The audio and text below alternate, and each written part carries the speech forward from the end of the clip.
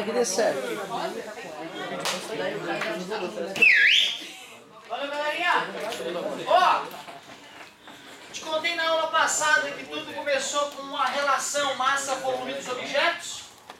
Depois a gente viu que quando a gente fala de uma substância ou de um material, a gente pode dar um nome mais específico para a situação, chamado massa específica. Então isso aqui é só para materiais e substâncias. Ou seja, não posso pegar um corpo de aço oco e querer calcular a massa específica do aço com aquele corpo oco. Porque o corpo estando oco, ele vai parecer mais leve do que, de fato, menos denso do que de fato ele é. Então cuidado, se for fazer uma experiência para determinar a massa específica de algo, este algo tem que ser maciço. Fala, meu querido. Eu fiquei com dúvida na aula passada porque tu disse que é de um material específico. Se eu pegar, por exemplo, uma coluna de mármore, uma estátua de metal, sei lá, vai ser massa específica ou vai ser densidade? Se for oco, vai ser densidade. Se for maciço, não tiver nada, nenhum espaço com ar dentro da estátua, ao calcular a relação massa-volume já vai ser a massa específica do material que compõe a estátua. Beleza? Então é isso mesmo. O que importa é se ela é oca ou não. Resumindo, uma estátua feita de bronze maciço, se tu mergulha ela na água para achar o volume dela, bota ela na balança para achar a massa e faz a divisão, essa densidade da estátua vai representar a massa específica do bronze que a compôs. Show! Peso específico eu não comentei. Mas se massa específica é massa sobre volume, peso específico é peso sobre volume. Na verdade, tudo que a gente divide pelo volume ou eventualmente pela própria massa do objeto, a gente chama de específico. Esse ano ainda nós vamos trabalhar com um calor específico, com outras coisas chamadas de específicas. Na física, sempre isso, quando eu divido ou pelo volume ou às vezes pela própria massa do cara, a gente determina, chama, né, denomina a coisa de específica. Para cada grama, para cada centímetro cúbico, para cada litro. Qual é a unidade de peso? Newtons. E de volume no sistema internacional? Metros cúbicos, né? Então a unidade de peso específico no SI é Newton por metro cúbico. Será que dá para achar uma relação entre peso específico e massa específica? Porque tem uma relação entre peso e massa, né? É M vezes G. E qual é a relação entre peso específico e massa específica?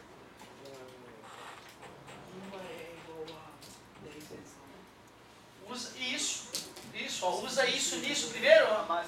Massa específica, peso específico fica M vezes G sobre V. E M sobre V é? Isso, então peso específico eu posso transformar em massa específica dessa maneira. Igualzinho, né? A relação entre peso e massa é a mesma relação entre peso específico e massa específica. Cara, eu vou te confessar que eu sempre preferi chamar o peso específico de ρ e a massa específica de μ. E a apostila ela traz diferente. Mas eu já vi materiais fazer o contrário, tá? Ou seja, não te apega ao formato da letra, te apega à conta que está sendo feita, pensa na conta. Eu já vi galera chamar isso aqui de ρ, com essa letra aqui, ó, e isso aqui de μ. Eu já vi essas letras trocadas em muitos livros. Tá? Então não se apeguem às letras. A gente acaba associando o Mi com o M da massa. É o que eu gosto, eu acho mais legal. E o ρ até parece um P meio manco, né? Ô galera, um sujeito ganha 7 mil por mês, o outro ganha 2 mil por mês. Qual é o salário relativo do primeiro em relação ao segundo? É uma divisão, dá 3,5. Eu ganho 3,5 só. Ah não, mas é 3 vezes e meio o valor do salário do outro. Concorda comigo? Relação entre duas coisas é isso, a gente divide uma pela outra. Se algum dia eu quiser comparar a densidade de um objeto ou até material A com a densidade de um objeto ou material B, basta pegar a densidade de um e dividir pela densidade do outro. Observa que se eu quiser continuar e colocar no lugar do dA, MA sobre VA, e depois colocar no lugar do B, MB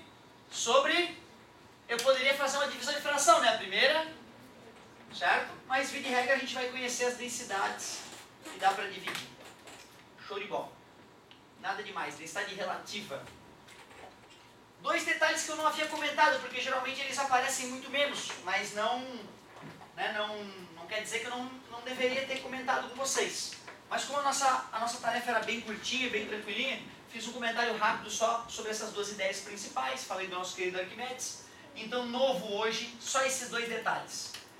Página 27, para ver se tu está ligado no passado aí. Quer passar de centímetro cúbico para metro cúbico. Se o cara ainda não está muito seguro, ele faz a tabelinha dele e conta, né? Vou sair daqui e vou para ali. 1, 2, 3, 4, 5, 6. Então, uma resposta correta seria 1, 2, 3, 4, 5, 6. 1, 2, 3, 4, 5, 6. Quem escreveu isso está certo.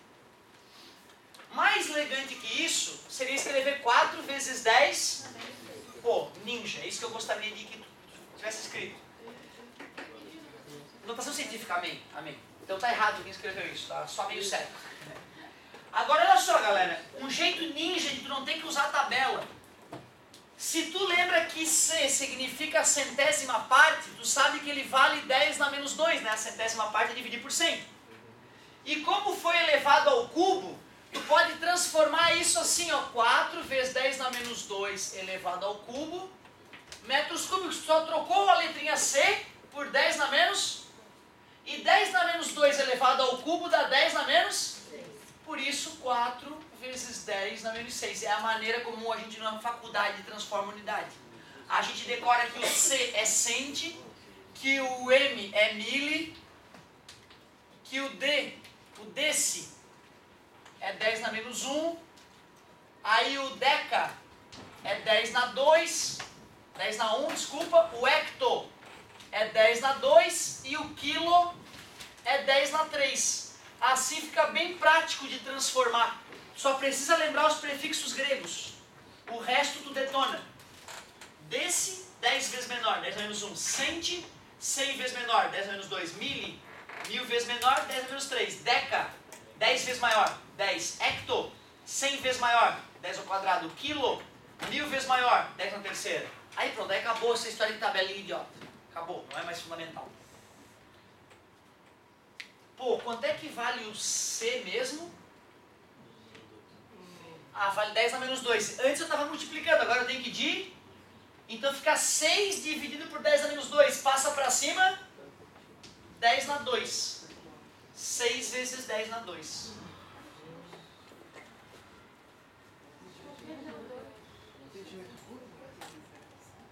Ah, o cubo, né?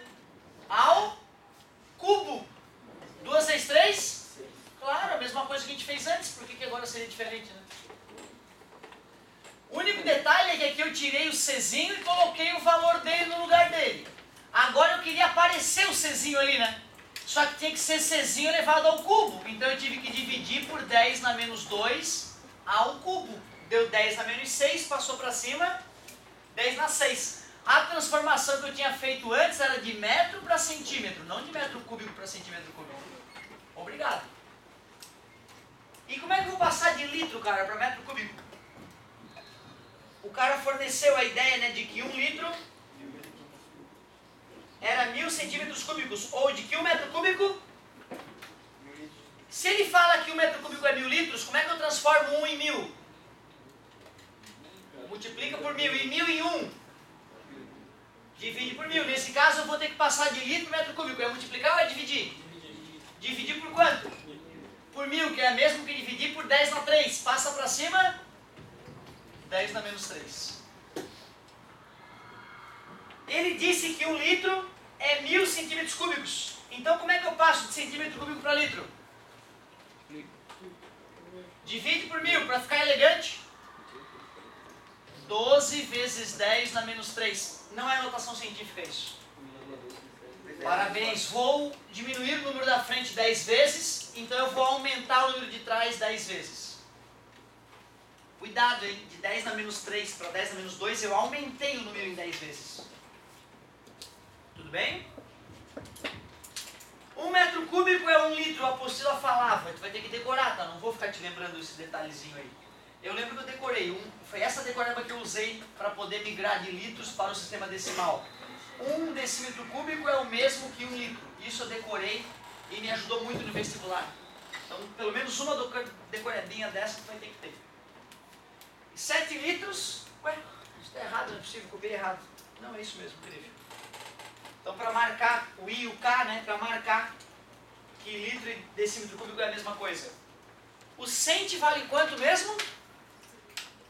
10 na menos 2, né? Elevado ao cubo, 10 na menos 6. Para passar para a notação científica, 7 vezes 10 na menos 5. Esse número diminuiu, esse tem que aumentar.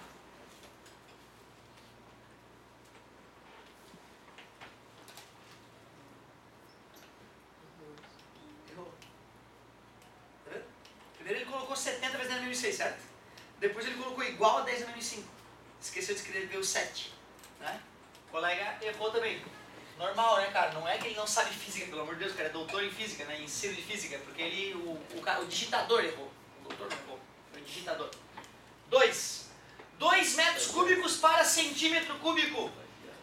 Em vez de colocar o 10 na menos 2 ao quadrado, eu vou dividir por 10 na menos 2 ao cubo, perdão, que dá 10 na menos, passa para cima, 10 na 6, né? 2 vezes 10 na 6. 1 litro são 1000 metros cúbicos, o enunciado avisou. Para passar de litro para metro cúbico, eu divido por 1000. Dividir por 1000 é o mesmo que multiplicar por 10 na menos 3. Centímetro cúbico. 1 litro tem 1000 centímetros cúbicos, o enunciado avisava.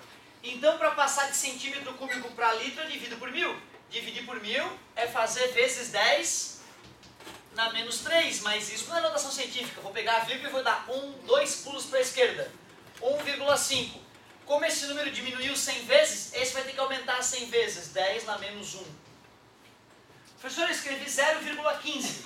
Está correto a relação, mas como a gente não obedeceu o colocar em notação científica, né? Eu ainda não entendi, professor, o que é notação científica. Notação científica é o número escrito de forma que o número que não é a potência de 10 tenha só um dígito antes da vírgula, que não é 0. E o número deve ser corrigido pela potência de 10, para que o número não represente uma grandeza erradamente. 12 centímetros cúbicos são 12 litros, porém 1,2 vezes 10 na 1, para ficar em notação científica. Poderia ser. Copiei errado, não? Mas é isso mesmo. Professor, notação científica é obrigado a ter um em cima? Não. Pode ser só um. Sim, não, né? Todo 1 é aquele número fantasma, né? Que é onipresente, está em todo lugar. Não. Coloquei ali para mostrar para a galera o raciocínio, mas não era obrigatório. Foi até deselegante deixar o 1 ali, eu confesso. 5 litros, é piada de novo, não é possível. Se depois desses dias o cara não decorou que litro e decímetro cúbico é a mesma coisa, né? Chama o padre, se benze. Página 28. Que bela manhã para aprender física. Questão 2. Agora o bicho vai pegar. Agora ficou difícil. Página 28, questão 2. Quais são as grandezas físicas relacionadas no cálculo da grandeza-densidade? Não fiquem ofendidos.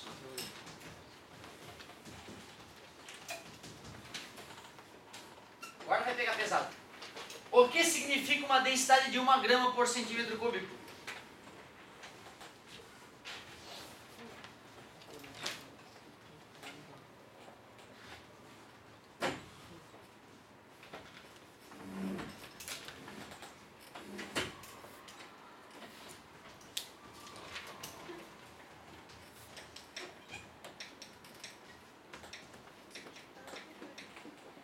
Que a massa, né, de 1 grama ocupa 1 centímetro cúbico de volume. Ou, outra interpretação, que cada 1 centímetro cúbico tem massa de 1 grama. Né? Então, duas formas. Ou, o que significa, tá de sacanagem, 1 uma densidade de 0,8 gramas por litro. Significa que cada litro tem 0,8 gramas, ou que cada 0,8 gramas ocupa 1 litro. As duas interpretações são aceitáveis. Tudo bem para vocês? Escreveram aí? Significa que uma massa de 0,8 gramas ocupa o volume de 1 litro, ou que cada litro tem uma massa de 0,8 gramas. Professor, Pois não. na página anterior ali eu estava lendo definições importantes, vi que tipo, densidade é lida em quilos. Daí seria certo colocar, tipo, em vez de grama, colocar em quilo ali, tipo, transferir para... Ah, sim, não, mas é que assim, ó. O fato de a gente usar no Sistema Internacional o quilograma mostra que sempre que ele pedir no Sistema Internacional nós vamos ter que transformar para quilograma, ou que se eu for fazer um trabalho científico eu vou ter que tomar esse cuidado para outra pessoa do mundo que não está acostumada com outra unidade usar o quilograma. Mas como ele me falou quanto era gramas por litro, então eu tenho que interpretar com aquela unidade que ele me deu. Não que estaria errado primeiro transformar e interpretar no Sistema Internacional, mas não era a ideia. A ideia era interpretar daquele jeito mesmo. Bacana, cuidado, parabéns. Questão 5. Complete para que as frases abaixo tenham um sentido físico correto. Complete os espaços com uma das palavras que estão dentro dos parênteses. Letra A.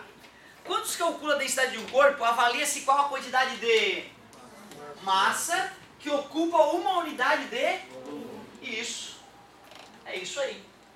Né? Massa e volume. Densidade é isso. Letra B. Para medir a densidade absoluta, por que absoluta? Porque tem a relativa.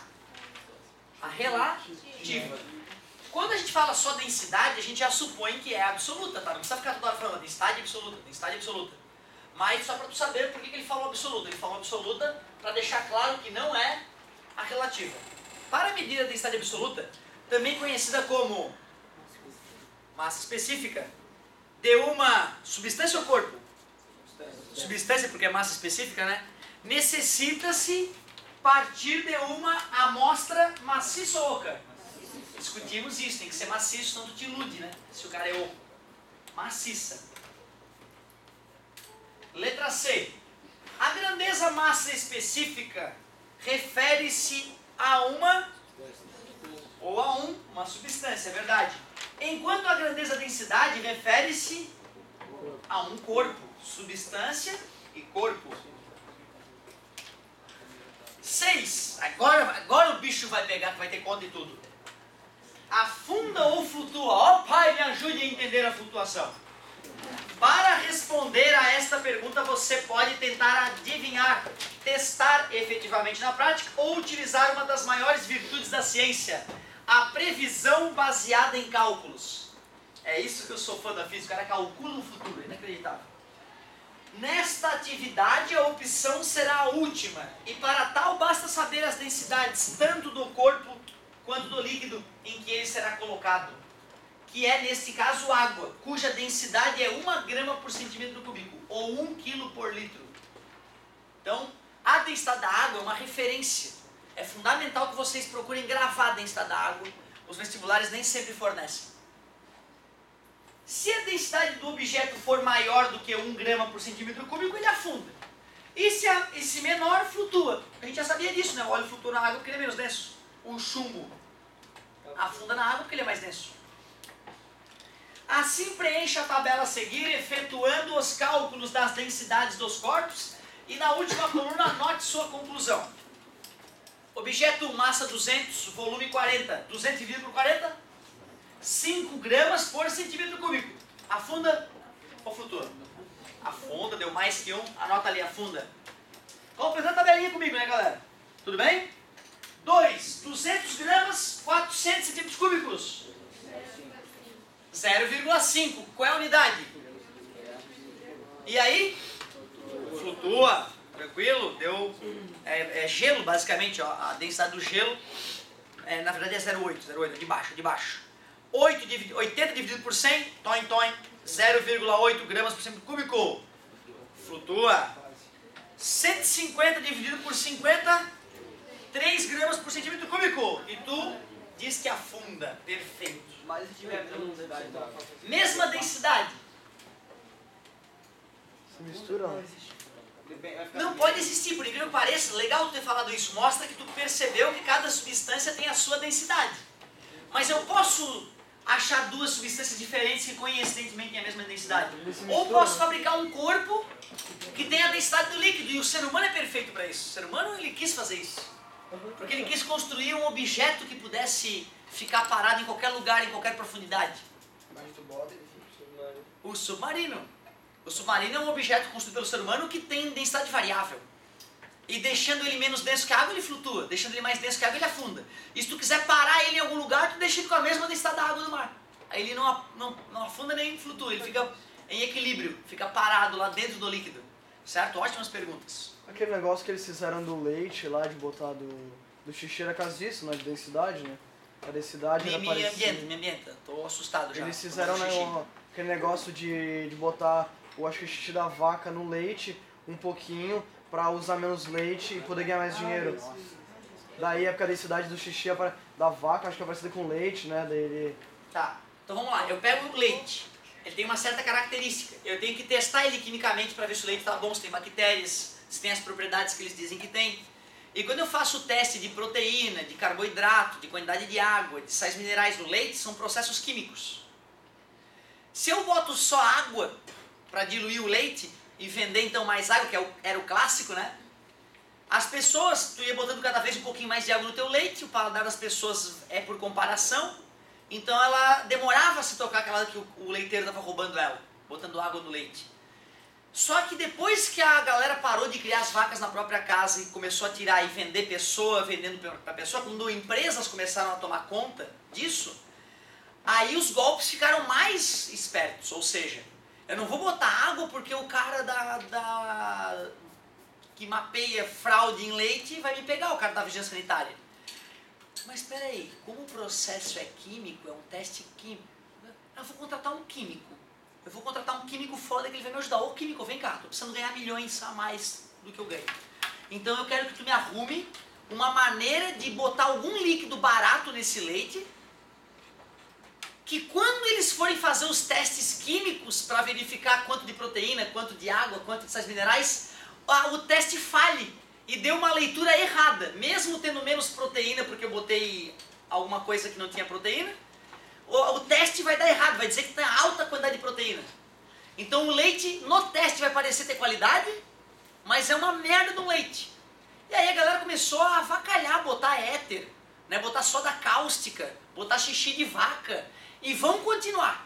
Vão começar a surgir testes químicos mais precisos para pegar os bandidos e vão surgir químicos mais habilidosos para enganar os testes. Então os testes têm que ir melhorando com o passar dos anos, porque a galera da fraude vai continuar melhorando também. Não tem como negar isso. O ser humano é, né, tudo de ruim e tudo de bom tem dentro do nosso coração.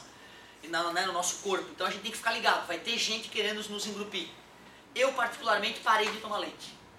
Comecei com zero lactose, descobri que o zero lactose na verdade não é porque foi filtrada a lactose, é porque ele colocou uma enzima para digerir a lactose por mim.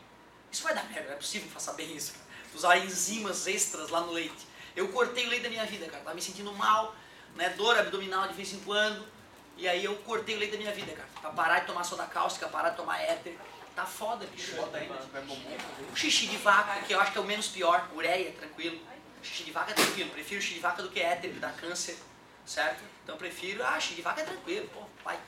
Os romanos usavam xixi humano para limpar a boca, certo? Não tinha enxaguante bucal, a boca apodrecia muito rápido e dá um dente podre, tu pode morrer, tá? Não é ir no dentista, tira ali pra mim dente podre, pode morrer. Então tu tem que limpar de alguma forma. Xixi, pegava o teu xixi, bochechava, ele matava um pouco das bactérias, não deveria ficar com hálito muito bom, mas não apodrecia o dente tão rápido.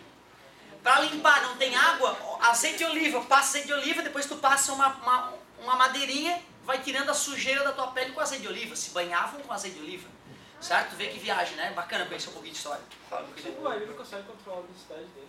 Como é que é? Como que o submarino consegue controlar? Botando água ou tirando água do tanque de lastro. Ele tem um tanque vazio lá dentro dele. E ele, então, por estar cheio de ar, apesar de ser feito de aço, ele é oco, ele é menos denso que a água. Está flutuando no cais do porto. Vamos afundar. Aperta um botão, uma bomba começa a sugar água do mar e jogar no tanque de lastro. Certo? Vai aumentar a densidade dele, vai ficar menos oco. Afundou, estamos na profundidade certa, tira um pouco da água do tanque de lastro. Agora estamos equilibrados com a água, mesma densidade da água, vamos ficar aqui nessa mesma profundidade.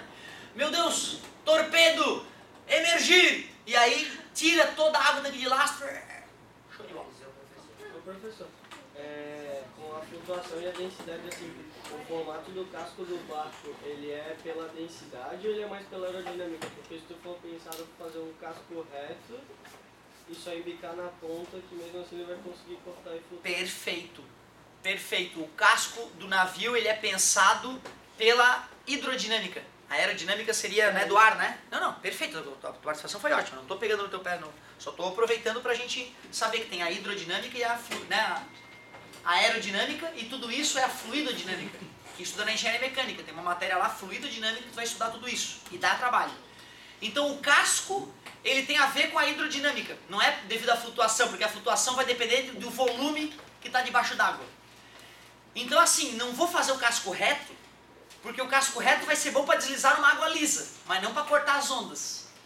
Então por isso que barcos de rio geralmente tem o fundo mais chato, e barcos de mar tem o fundo mais enviesado. E tem mais, bicho. A doença hoje é tamanha em pensar o casco do navio, que eles pensam assim, poxa, quando eu passo com o meu navio, ele gera ondas. Essas ondas, depois eu acabo passando por cima delas. Então, se eu desenhar um casco irregular, que gere ondas, que na hora de eu passar por elas, interfiram menos no meu movimento, então tu vê, hoje tu faz um casco todo cheio de curvas especiais, porque ele dá menos atrito com a água, cara. Uma doença, isso pode economizar milhões em combustível de um navio. Lembrem-se, tá? Um navio, ele gasta milhões em combustível para ir daqui para a China. São 1 mês de viagem. Ele gasta 10 toneladas de diesel a cada hora. Faz a conta, 1 mês gastando 10 toneladas de diesel por hora. É uma doença. Se tu começar a economizar 10%, tu vai economizar centenas de milhares de dólares em uma viagem. Imagine em 10 anos de funcionamento do navio. É absurdo, né? Teve um doente que botou uma pipa. Um alemão, porra, cheio de vento no mar. Ah, vou meter uma pipa no navio, cara. Uma pipa. Hoje tem navio que singra os mares, além dos motores a diesel, puxado por pipas. E isso economiza 20% de combustível. É muita grana a mais para a empresa transportadora. Que viagem, né, cara? Boas colocações. Além da curvatura do casco, tem às vezes ou é um risco, ou é meio que uma protuberância assim para fora. Também altera no arraste, vai alterar no arraste total. Aquele bico maiorzão é para justamente cortar a água antes do navio chegar e abrir um espaço, diminuindo, com certeza. Aquilo tudo. E cara, eu vi esses dias um programa dos caras fazendo isso, eu fiquei de cara, bicho. Tu pensa, engenharia, cálculo, né? É matemática, é razão. Sabe como é que o Japinha faz aquela protuberância do bico do navio? Pra quem não sabe quem tá conversando, tem um mega navio lá, né? Os navios hoje, eles têm uma protuberância aqui, é uma coisa absurda assim, ó. Um nariz absurdo. O cara olha isso, pô, quem foi o retardado que não corta aquilo, cara? Corta aquilo que o teu navio vai ficar o bicho. Mas não, aquela protuberância foi calculada pelos engenheiros, porque ela abre a água ali onde o navio vai passar e diminui o arraste com o resto do navio. Só que isso aqui é uma coisa gigantesca, maior que essa sala, aquele bico. Não tem uma forma para tu chegar lá e injetar aço líquido na forma e solidificou, vamos instalar no navio. Tu pega na indústria chapas de aço bem maiores que essa porta, dessa espessura às vezes maiores, uma chapa gigante dessa, bota no chão, vem um japinha doente, que passou a vida inteira trabalhando com maçarico, pega uma cadeira, uma mangueira de jardim, e ele com o maçarico senta na chapa de aço e fica esquentando o maçarico. Aí fica vermelhão na chapa, ele pega a água da mangueira, dá uma jogadinha no lugar certo, a chapa começa a entortar, por dilatação térmica. E ele passa horas do dia dele fazendo aquilo, um maçarico numa mão esquentando e água de torneira vindo da outra. Ele dando dilatação térmica, vai entortando a chapa no olho.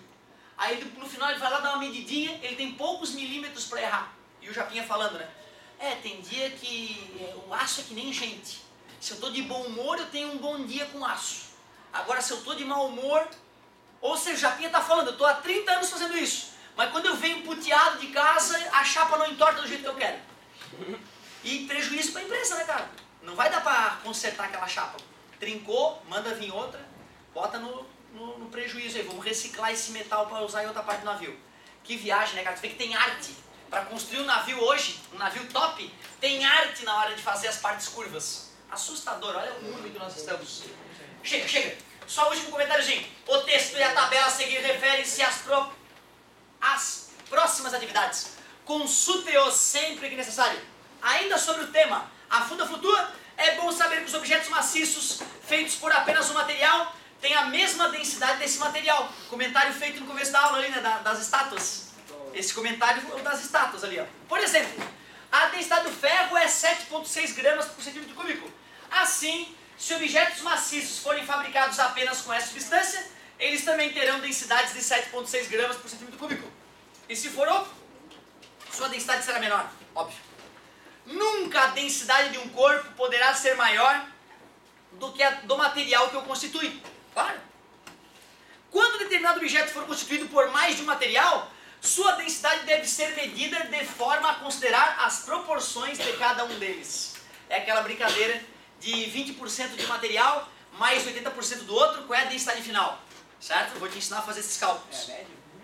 Se for meio a meio em volume, é a média. Mas podia ser meio a meio em massa. Já mudou tudo, tá vendo? Então é uma coisa que a gente vai discutir futuramente. Óleo, água, ferro, alumínio, glicerina, tudo densidades. Não tem o ósmio. O ósmio não tem? Então não tem graça. Página 29, questão 7. Era até aí a tarefa, não era? Quanto tempo eu tenho? Yeah! Consegui terminar.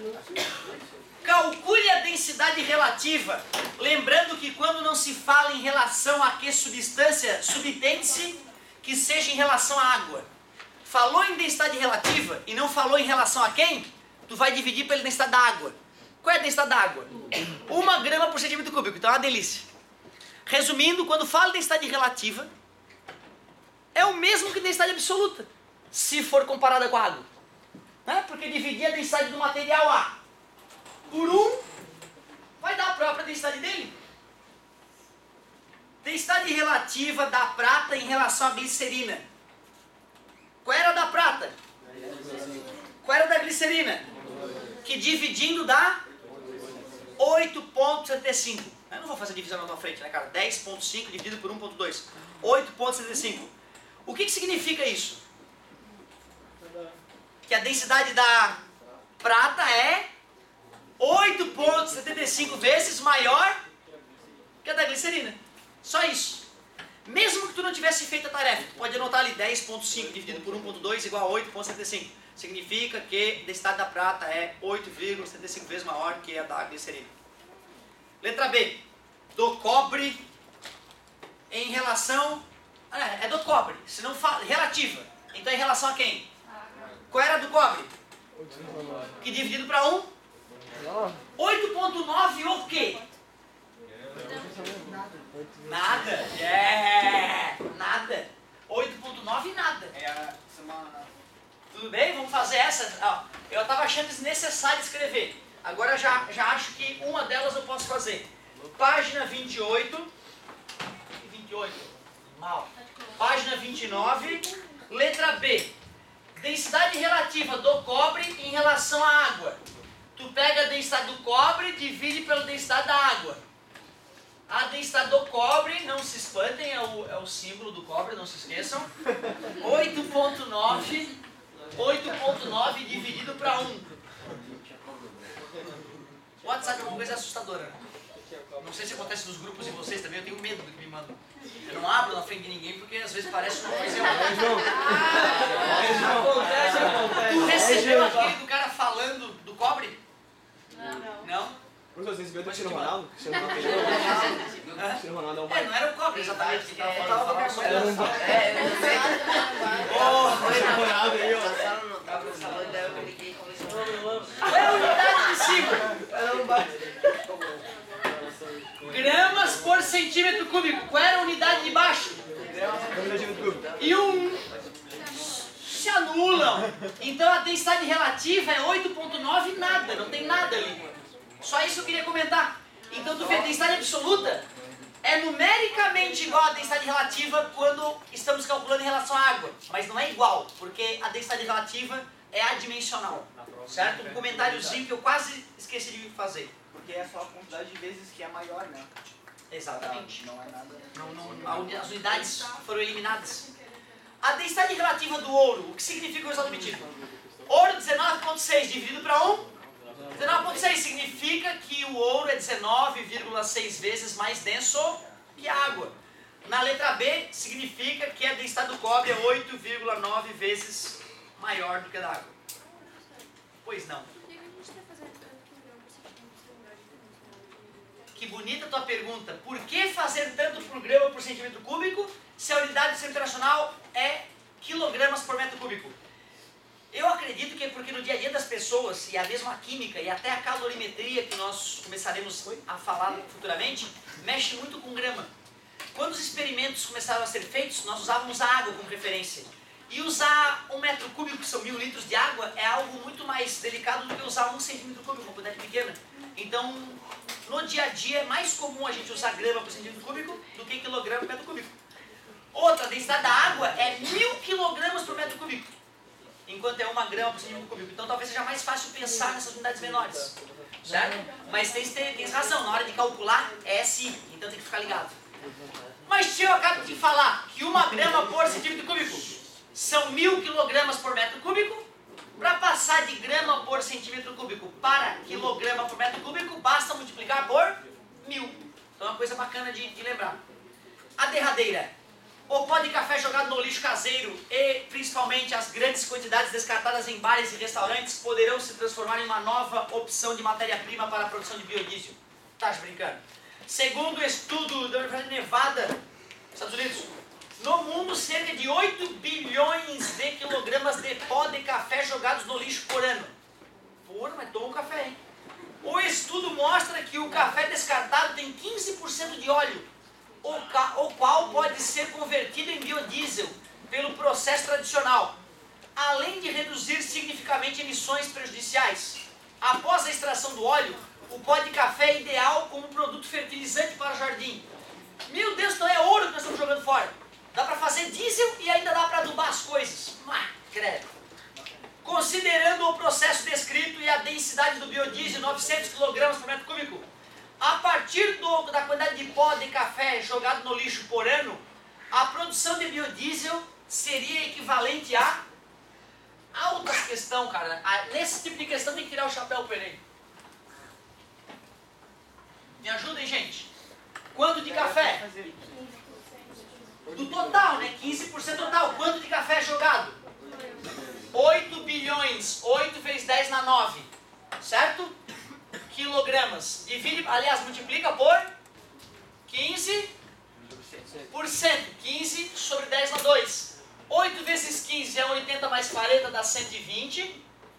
E 10 na 9 com 10 na menos 2, já que passa para cima, 10 na 7. Isso é quilogramas de óleo. Mas ele não quer a massa, ele quer o volume de diesel. Como? No sistema internacional, na notação científica, quem colocou 1,2 a 9, perfeito. Densidade é massa sobre volume. A densidade do óleo é 900. A massa, desculpa, a massa eu tenho 120 vezes 10 na 7 e eu quero o... Só que como eu coloquei quilogramas por metro cúbico, a resposta vem em metros cúbicos, que depois eu tenho que converter para litros. Tem mais essa ainda. Passar de metro cúbico para litro. Eu vou dividir por 3 em cima e embaixo, vai dar 40 sobre 300. Vou tirar um zerinho, vezes 10 na 7. Daí ainda para dividir por 2 em cima e embaixo, né? Ou fazer assim, ó, 40 sobre 30 vezes 10 na 6. 4 dividido para 3 é 1,333 vezes 10 na 6 metros cúbicos. Mais 1 metro cúbico tem 1000 litros. Multiplicando por 1000, 10 na 9 litros. 1,333 bilhões de litros. Desculpa, falei errado, né? Se bem que quando tem um número depois pode ser plural ou singular, eu acho, né? Que é 1,333 bilhão de litros. Letra C. Tarefa, ai meu Deus, é sagrada. Ler páginas 29 e 30, resolvendo 30 e 31. 29, 30 e 31. Vamos ver se tu entende o que é pressão. Já não trouxe alguma coisa direito.